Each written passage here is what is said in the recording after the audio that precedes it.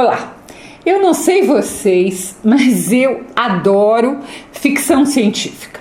Antigamente havia uma programação em um canal de televisão, não me lembro mais qual canal era, que passava ficção científica a tarde inteira, do sábado.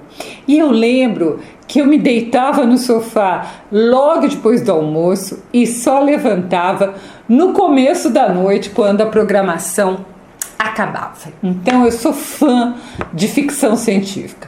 Eu assisti a todas as temporadas e a todas séries, né? Porque ela é a Jornada nas Estrelas, tem diferentes séries. Eu assisti a todas, assisti todos os episódios de todas as séries. Jornada nas Estrelas é uma das minhas séries favoritas.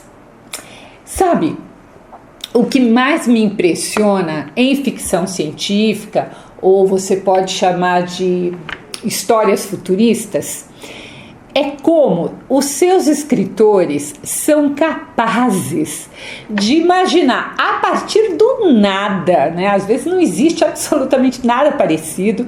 Eles imaginam coisas, então, que não existem, mas que na maioria das vezes vão se materializar anos e anos depois.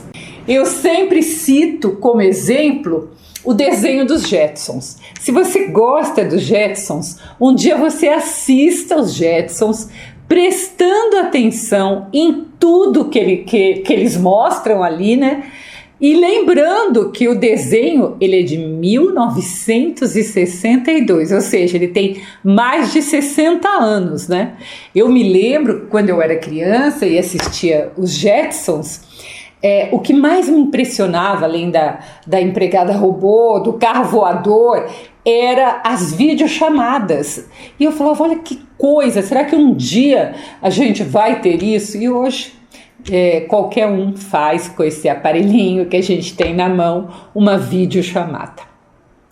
O conto de hoje, Os 9 bilhões de nomes de Deus, é de um autor famoso. Arthur Clarke não é qualquer um na ficção científica. Ele é considerado um dos 3 maiores escritores desse gênero. Claro, principalmente em razão da icônica história de 2001, Uma Odisseia no Espaço. Se você ainda não assistiu o filme, você tem de assistir. O que pouca gente sabe é que Clarke, inglês, ele também era inventor. E que em 2001, Uma Odisseia no Espaço, não foi tirada de um único romance. Foi tirado de 2 contos, A Sentinela e Encontro ao Amanhecer. Eu vou falar desses contos em outro vídeo. O romance, que foi lançado, chamado 2001, Uma Odisseia no Espaço, foi escrito ao mesmo tempo que se escrevia o roteiro. O Clarke e o diretor Stanley Kubrick escreveram o romance, enquanto que o Clarke escrevia também o livro. Na verdade, eu acho que teve parceria aí nas duas obras. Para entrar na obra do Clarke, eu escolhi um conto bastante curto em que ele mistura ciência, tecnologia e fé. Primeiro, eu tenho que explicar que em inglês o título diz 9 bilhões, mas em português muitas edições antigas trazem 9 trilhões. Parece um erro, mas na verdade era uma tentativa de adaptação, de tradução entre línguas diferentes. A principal culpada dessa história é a diferença entre como os países contam grandes números. No Brasil e nos Estados Unidos se usa o que se chama escala curta, em que 1 bilhão é igual a 10 milhões. Já em Portugal e na Europa, eles usam a escala longa, em que 1 bilhão é igual a 1 milhão de milhões. Só que em Portugal, a palavra bilhão tradicionalmente significa o que aqui no Brasil nós chamamos de trilhão. tá? Então tem essa diferença. Então por isso que você vai encontrar, principalmente em sebo, as primeiras edições no Brasil, trazidas do português de Portugal, com a palavra trilhão. O Arthur Clarke, ele era britânico, mas ele escreveu o conto em uma época em que o Reino Unido estava deixando ou migrando para o sistema americano. Então ele utiliza não o sistema europeu, mas o sistema americano. Por isso, então, estou te explicando que você vai achar 9 bilhões e 9 trilhões. A história, ela se passa em um mosteiro tibetano, onde os monges acreditam que o grande propósito da humanidade é descobrir e listar todos os nomes de Deus. Segundo a crença desses monges tibetanos, Deus possui cerca de 9 bilhões de nomes, mas esses nomes, eles são compostos sempre por um alfabeto especial de somente 9 letras. Entretanto, mesmo com apenas 9 letras, os monges estimavam que eles levariam cerca de 15 mil anos para escrever todos os nomes à mão, tá? Então essa era a ideia, né? Escrever todos os nomes à mão.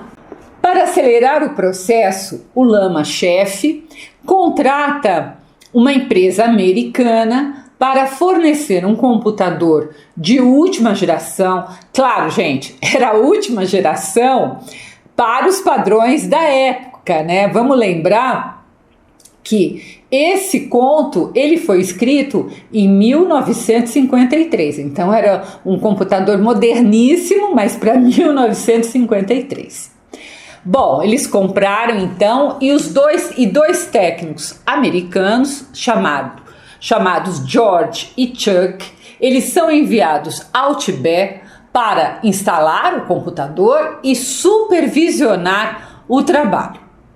Com o poder de processamento desse computador que foi comprado, o que levaria milênios poderia ser concluído em apenas 3 meses. Então, em 3 meses, eles teriam todos os nomes de Deus escritos.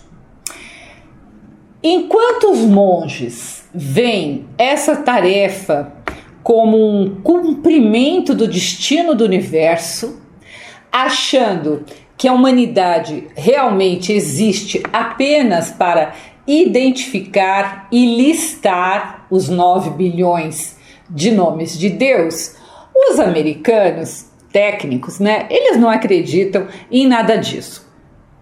Eles são pragmáticos, são céticos e eles veem o trabalho que eles estão fazendo ali no Tibete apenas como mais um trabalho, um contrato lucrativo.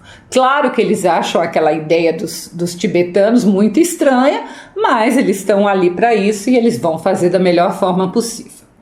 Só que, à medida que o projeto vai chegando ao fim, o Chuck e o George, vendo a crença forte dos monges tibetanos, eles começam a ficar nervosos. Eles temem a reação desses monges quando o computador terminar a lista e absolutamente nada acontecer. Ou seja, o universo não desaparecer como os monges acreditavam. Os monges acreditavam que assim que terminassem de listar, o propósito estava cumprido e o mundo desapareceria. Então, os técnicos americanos, eles estavam com medo de serem responsabilizados pelo fracasso da profecia. Então, o que eles fizeram? Eles combinaram entre eles atrasaram alguns dias o trabalho a fim de coincidir com o dia que o avião iria pegá-los ao pé da montanha para eles voltarem para casa. Então eles fizeram tudo ali para dar certinho o tempo, tá? Então eles deixam o mosteiro quando o computador começa a imprimir os últimos nomes.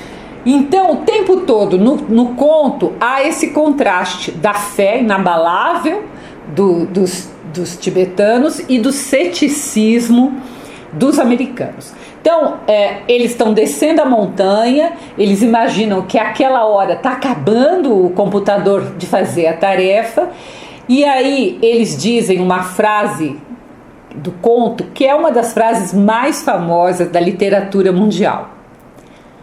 Olhe, e aí ele olha, lá no céu as estrelas estavam se apagando e o conto termina. Então, eu gosto muito dessa ideia, né, que ele criou das estrelas apagando, né, como se nós todos estivéssemos apagando. Então, eu gosto desse conto porque fala do propósito da humanidade, que se por um lado isso não é novidade, você encontra isso bastante na literatura, o que é original nesse conto é a ideia de finitude do universo.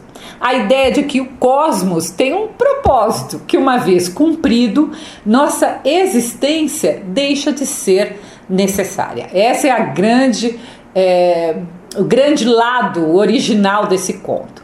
E claro, a ironia do autor, afinal, a tecnologia criada pelo homem moderno para fins práticos acaba sendo a ferramenta que desencadeia o apocalipse espiritual, tá? Então, na velha premissa, né, que a gente vê bastante, que um dia toda essa fantástica tecnologia vai acabar com a humanidade. Mas nesse caso, ela não é o instrumento que acaba, mas é o instrumento, a tecnologia é o instrumento que acelera esse processo. Então, era um processo que tinha sido feito na ideia de durar milhares de anos e não acontece. A espiritualidade dos monges já esperava por esse fim. Esse fim era algo inexorável, que um dia, demorasse ou não, aconteceria. Mas, na profecia, ele deveria demorar. Gente, é isso. É um conto muito curto, uma delícia de ler, bem próprio para esse clima de férias que nós estamos vivendo. Então, vale bastante a leitura. Se você quiser conhecer minhas crônicas, eu as publico todas as terças-feiras no meu site www.miriambevilacqua.com.br. Habitue-se a ler crônica. Crônica é um gênero muito interessante. E, se possível, deixe seu like, se inscreva aqui no canal, que eu ainda vou falar bastante de Arthur Clarke e, claro, de 2001, Uma Odisseia no Espaço. Até o próximo post.